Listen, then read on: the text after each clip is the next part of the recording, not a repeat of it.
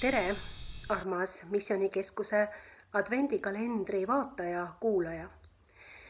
Olen meie kiriku missiooni assessor ja igapäevaselt ka Järva-Jaani koguduse õpetaja Katrin Helena Melder.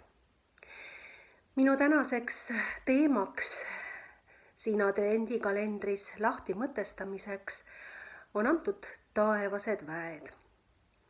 Jõuluevangeeliumis on read: äkitselt olid koos ingliga taevased väed Jumalat kiitmas.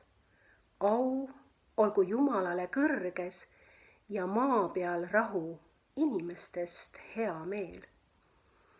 Taevaste vägede ridadesse kuuluvad inglid ja nendest räägitakse piiblis väga palju. Inglite ülesandeks on Jumala sõnumite kuulutamine ja tema plaanide elluviimine. Samuti on inglid läkitatud abistama ja kaitsma Jumala rahva liikmeid. Nemad teenivad ka Jumala trooni ees.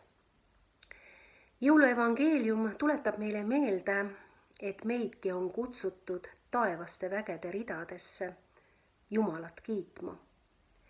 Mõtlen sellele, kui oleks maistel vägedel, kes aina sõdivad, külvates hävingut ja surma, tarkust koguneda taevaste vägede eeskujul hoopis Jumalat kiitma.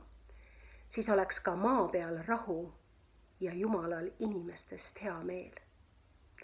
Laulgem siis taevaste vägede eeskujul meie sellel advendi ja jõuluajal palju Issandale tänu ja kiituse laule.